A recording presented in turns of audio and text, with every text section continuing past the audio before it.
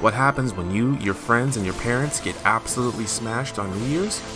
Well, you forget to upload a video, and then a month goes by, and then the new year happens, and then 17 days into the new year, you remember, oh yeah, I have a YouTube channel. So the big master plan was I was going to make a Final Fantasy XIV video showcasing all of the game's tank jobs, and I was going to poke some fun at them and kind of generalize them a little bit, and it was going to be funny, and yeah.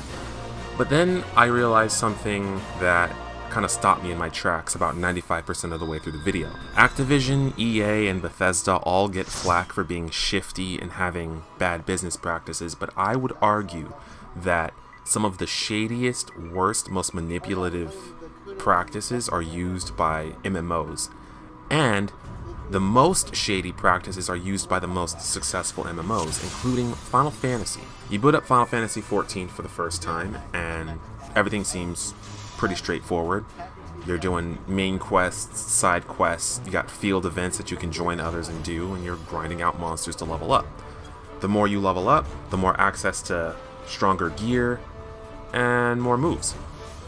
You know the song and dance is pretty straightforward, but then you hit the level cap, and the level cap is whatever cap is at your current expansion pack. So base game is 50, Heaven's Word is 60, Stormblood is 70.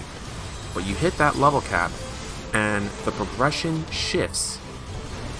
And what I mean by shifts is the way that you progress changes. It stops being about completion and starts being more about repetition.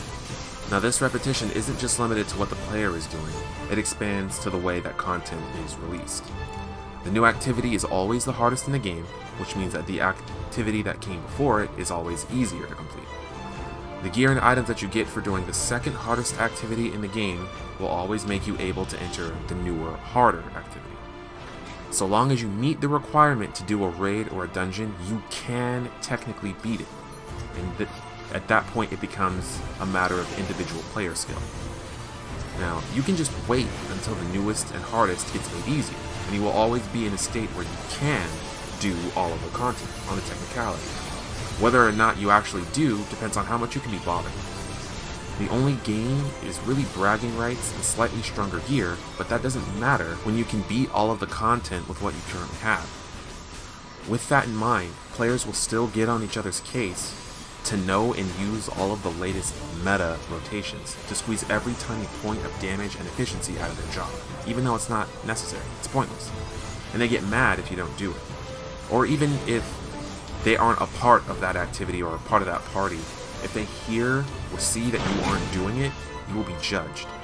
And that was the case when I watched Pat from Angriest Pat play the new dungeon for the first time. The party was making good time, there were no wipes, and this was all content that they hadn't done before. But the chat was continuously making jabs at the tank for not being a fucking robot.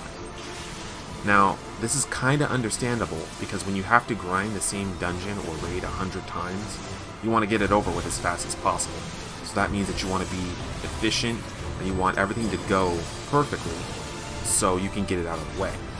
But when or if this becomes you, you'll find that you have less patience for new players. You want them to be as fast as you, even though they haven't been doing it for as long, and you'll slowly start to become the type of person who fits more in line with a typical Call of Duty player. You see the issue? The game goes from fun and engaging to grindy and monotonous, and it's turning you into the spiteful elitist that hates all of the new players, because you've been playing for so long. And you're you're constantly waiting with hands outstretched to the developers to release more new content for you to do. They keep adding on to this ladder that goes up and up, but they don't expand it to make it wider for more players. So it's space for only a select few people who are constantly on the climb to get to the highest point. But because that ladder is so narrow, only they have room to fit on it. That's why I decided to not release that new Final Fantasy video, even though it's almost done. And it's also why, even though a new job came out and they've announced a new race that I'm really excited for. I love the V era. I love Final Fantasy XII, and the fact that the game is going in that direction made me really excited. But when I know that the content is just going to be more and more of the climb that I've become used to over the how many years? 5 years? 5 years, and they release content the same way. I know how they're going to do it. I know how it's going to go. I know that I'll be engaged for about a week, and then I'll have done everything, and there will be nothing left for me to do except for grind for gear that doesn't really have any point except, hey, look what I got. Now, Final Fantasy XIV isn't the only MMO who's guilty of this. Black Desert Online, another MMO that I sold my soul to for some reason or another, is also hella guilty of it. You start Black Desert Online and you're leveling up every 5 minutes, 10 minutes, 30 minutes, an hour. And you're going at this pace and you're making progress and you're unlocking moves, and it feels so good to fight, and you're having a blast exploring this huge map with a lot of stuff to do. And then you hit level 56 and you hit your first big plateau where you can see that the game has tricked you into this pit and expects you to continue playing the game, grinding for ridiculous amounts of time with little to no reward.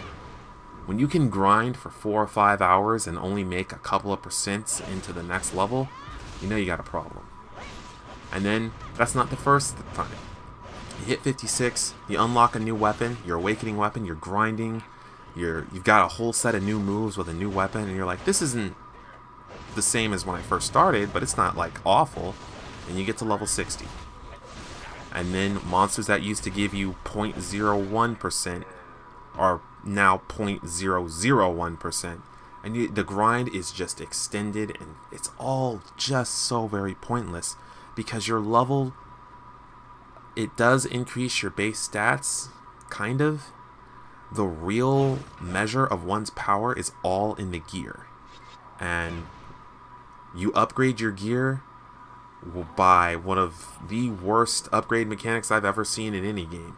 Because when you upgrade the gear, it's all RNG. And to get it to a point where you need it to be to continue progressing, you'll find that you're spending boatloads and boatloads of money to pump materials into this gear, and it's just breaking. They have a fail stack system where every time you fail, it's supposed to get a little bit easier and a little bit more likely that your enchantment chance is a success and you get it to the next level. Well, that system is busted because you can fail 100 times. I failed over 100 times and still could not upgrade a single piece of gear to the next level. So Black Desert is definitely not innocent when it comes to this, and in fact is a little bit worse. Even though Final Fantasy is a monthly paid subscription game, Black Desert is a one-time pay, but everything in their cash shop is ridiculously expensive. $30 is the minimum that you'll spend on an outfit if you want all of the pieces. They want you to spend money on resurrection items. If you want to change your character's appearance, that's $10 to $20. This game will bleed you of your time and your money, and it'll do so in a way that makes you feel like you're getting your worth out of it, but you're really not. And all of this has come to my attention after years. It's actually 6 years in Final Fantasy, and after 2 years or 2 or 3 years in Black Desert. So I've invested so much time and money into these games only to realize that I've been the freaking sheep, the sucker, this whole time. Not a good feeling. So that's why it's been taking so long for me to release the new video. Sorry about that. But I am back on the wagon, gotten out of my lazy stump, and I'm ready to hit 2019 where it hurts. So I hope to catch you guys in more videos soon.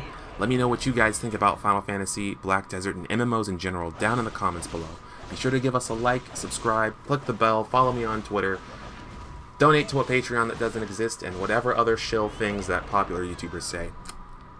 I'll catch you next time. See you guys later.